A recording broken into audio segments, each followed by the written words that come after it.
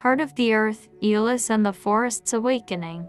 Once upon a time, in a world where nature and magic intertwined, there was a girl named Aelis.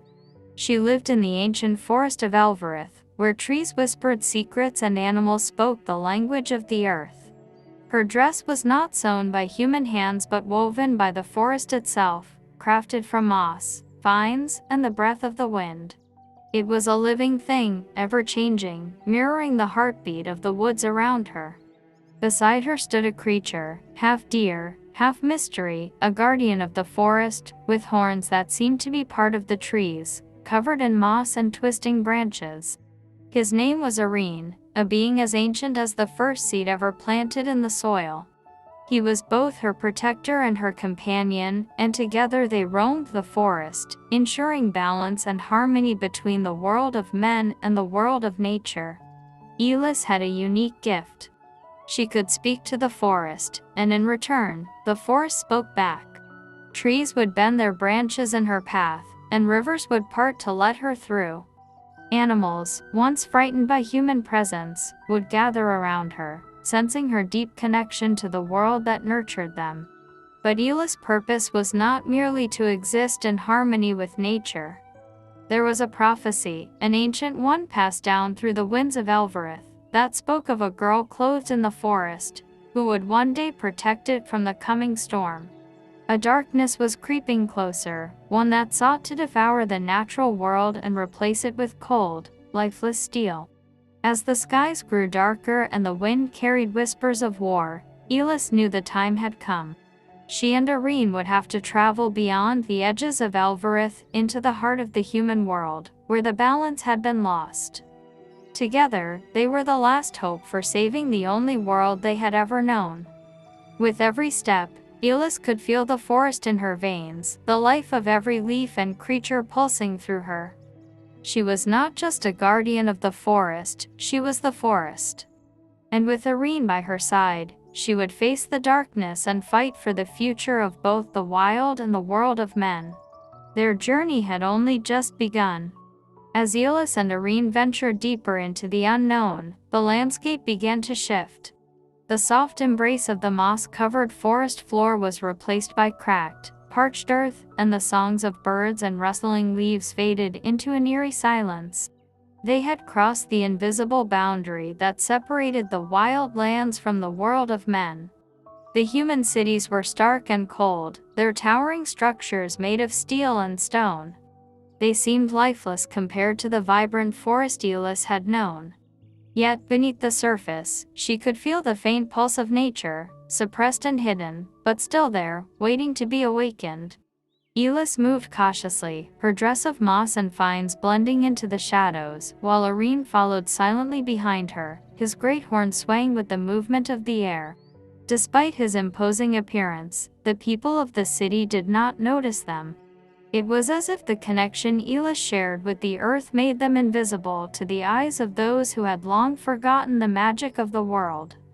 Their destination was a place spoken of in hushed whispers by the trees, a temple at the edge of the city, where the last remnants of the old ways were kept.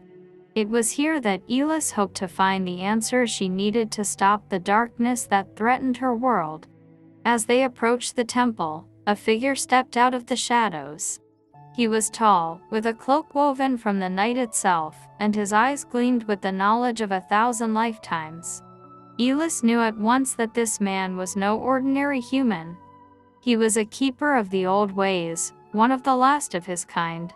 "You are the one they call Aelis," he said, his voice like the wind through dead leaves. "And this is Aroen, guardian of the ancient woods. I have been waiting for you." Aelis felt a surge of recognition. Though she had never seen this man before, his presence felt familiar, as though he had always been a part of her journey. "You know why I am here," she said, her voice steady. The keeper nodded. "The darkness that threatens your world comes from here," he said, gesturing to the city behind him. "Long ago, men turned away from nature and sought power in machines. They built walls to keep the wild at bay, believing they could control the world. But in doing so, they created a void, a hunger for more, a force that grows stronger with each passing day. That is the darkness you seek to stop. Aroen let out a low rumble, as if in agreement. Aelis took a deep breath. How do I stop it? The keeper stepped closer, his gaze intense. The only way to defeat the darkness is to remind the world of its roots. You must awaken the sleeping heart of the earth, hidden deep beneath this city. It is the source of all life, the core from which both nature and man were born. If you can reconnect it to the world above, the balance will be restored. But the city has grown too strong, Aelis said, her voice filled with doubt. It has buried the heart beneath layers of stone and steel. How can I reach it? The keeper smiled, a flicker of warmth in his ancient eyes. You are not alone in this fight. The forest, the rivers, the winds, they all move with you. And there are others, hidden among the humans, who still remember the old ways. Together, you can break through the barriers. Aelis nodded, determination flaring within her. She looked to Aroen, whose antlers glowed faintly in the dim light, and knew that they had no choice but to try.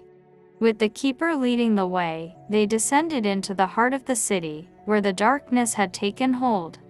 The air grew colder, and the light dimmer, but Aelis could feel the faint thrum of the earth beneath her feet, like a heartbeat struggling to keep going.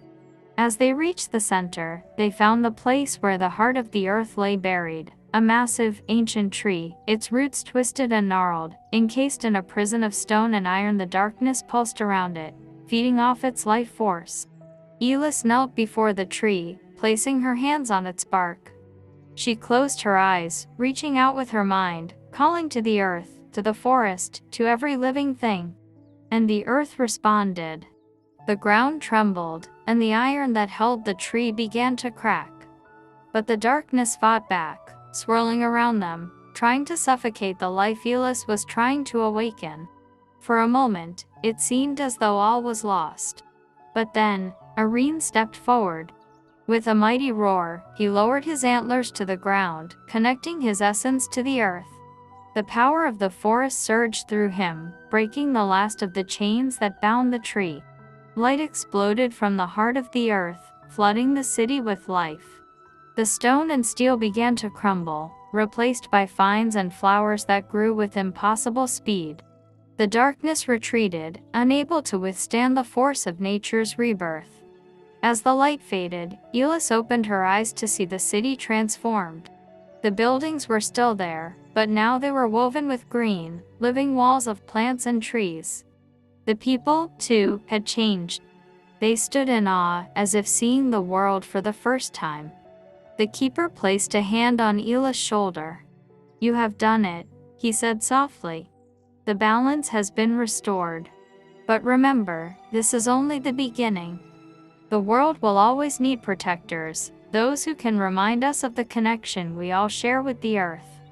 Aelis stood, feeling the life of the forest coursing through her. She knew that her journey was far from over, but for now, the heart of the earth beat strong once more. With Aroen by her side, she would continue to guard the balance, ensuring that the wild and the human world could coexist, forever intertwined.